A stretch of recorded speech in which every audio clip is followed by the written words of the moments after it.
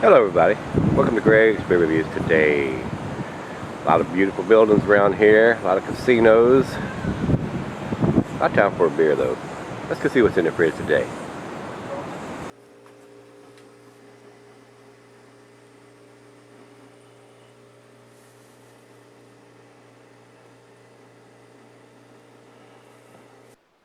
Hello everybody, thanks for stopping by Gregsbeerreviews today. Today's beer is NODA Brewing. This is their Hop, Drop, and Roll IPA. This is one of them that Mitchell has sent me from Charlotte, North Carolina. It's a local beer down there. I have not seen this up here. I don't think it's distributed in Virginia. Got a real nice, I don't know what it is, whether it's a Oldsmobile, a Cadillac, a Plymouth, but it's got a 1950s looking car in there. I should know what that car is as old as I am. It looks like a late 50s. I don't see any insignia on there. Of course, they'd probably have to pay royalties to somebody if it was an actual car, but it may be. It doesn't say what it is. It says here our West Coast style IPA hits you with a ton of juicy hop flavor that shines out from substantial and complex malt backbone. We use Citra, Amarillo, Centennial, Warrior, and Chinook in 10 separate editions to provide the intense hot blast found within this can. And this is a 7.2% alcohol by volume beer. Let's go to the notes here. It is a rotating schedule, so I don't know how often they brew this beer. The food pairing for this is your typical IPAs. The cheeses, the cuisine is curried and the Thai, and the cheeses are the peppery, Monterey, pepper jack, sharp, blue, cheddar. Your more pungent cheeses, gorgonzola and Limburger go well with this. And the meat for this is poultry, fish, shellfish, and salmon. And grilled meat also goes well with your IPAs, guys. And the beer is not recommended for extended cellaring. Even though it's a 7.2% beer, you're going to lose that hop forwardness. And they are not dating anything, and they need to go ahead and start doing that because they're going to get some bad feedback eventually from these cans and bottles sitting on a shelf without dates. I've not seen whether they date their bottles and are not dating the cans. They just started putting their beers in cans last month in October. So let's pop the top on this thing and get it into the glass and see what it's about. I have never had this beer before. This is a 16-ounce can. Just does fit in this 20-ounce pint glass. Alright, Hop, Drop, and Roll IPA. Very good looking in a glass, guys. What do you think? Over into the light, very tangerine, orangey in color. Quite a few bubbles streaming up. It doesn't look like it's overcarbonated, but it looks like it is a filtered beer. Not bottle condition because I can see the light right through there. Let's get a nose on it and see what we got.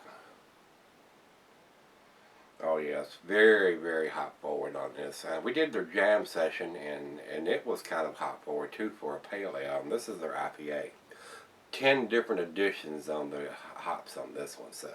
And they use Citra too. So I've not brewed yet with Citra hops. I am going to. I do have some Citra hops that Barrick sent me, so we're going to be brewing something up with some Citra hops before too long.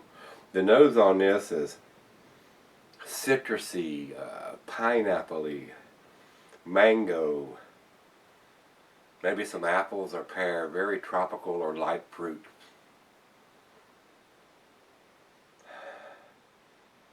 Wow, it smells awesome, guys. It really does. Let's give it a hit, see what we got. Cheers, everybody. Cheers, Mitch. Thanks again, buddy, for sending these beers to me.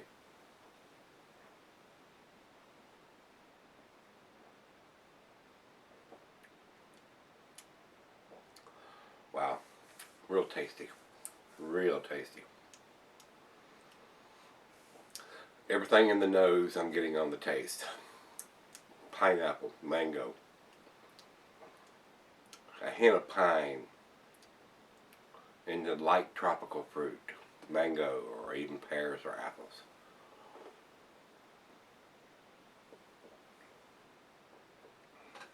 Has a nice bitterness to it. IBUs on this beer, if I haven't told you already, are 80. I don't think it says it on the can. No, it just says 7.2%. IBUs are 80, so it's fairly bitter. But it's 7.2% too. I'm not getting any of the alcohol.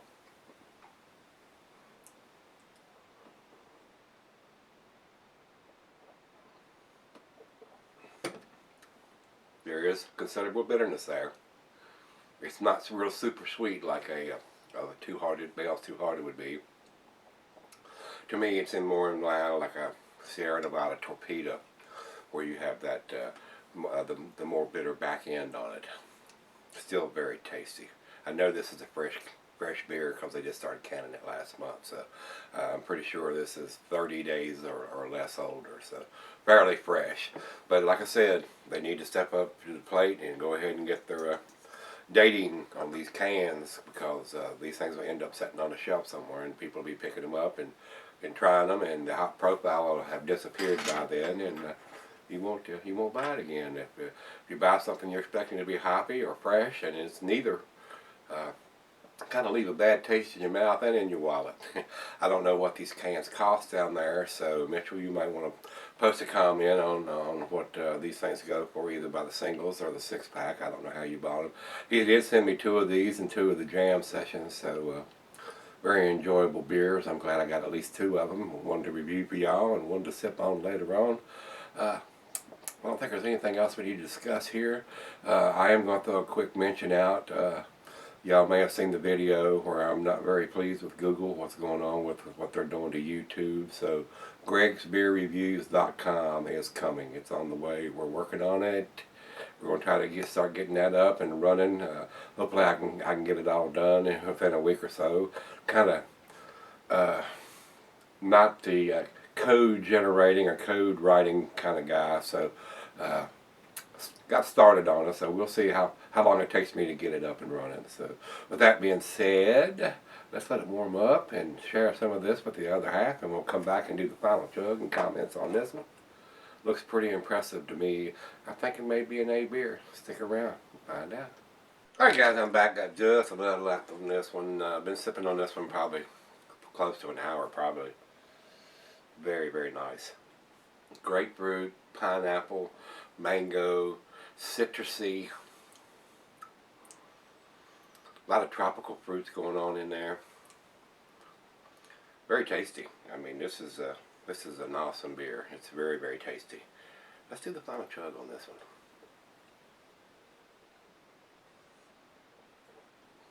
one. Wow, delicious. Guys, this is definitely an A beer as far as I'm concerned. I'm going to give this, if it had, I know it's fresh because Mitchell said they just started canning, but they need to have that date on there. To me, it's a 9 beer, but I'm going to give it the 8 because it doesn't have a date on it. They need to have the dates on these IPAs, guys. It's that important, because this could sit on a shelf and you never know how old the beer is. I mean, it's... So if they're going to be in the IPA business, they're going to have to get some dates on these cans, and I don't know whether they're dating their bottles or whatever, like I said, because they're not available here. But they need to have that date as far as I'm concerned. But it's definitely an A beer, and if you're in the Charlotte area, you were to try to pick you up some of these and give it a try. So let's go over and see what the other guys say. We'll go over to Rate Beer first, and Rate Beer says 98 overall and 98 in the style. Pretty impressive numbers there. A lot of people that can get this beer are liking it, and they've reviewed it, and it's real tasty. It's I agree with that. You need to get that date on the can though. And go over to Beer Advocate, and Beer Advocate says it's 94, which is in their outstanding range. So impressive numbers for an impressive beer. So Mitchell, thanks again for sending these beers to me. I enjoyed them thoroughly.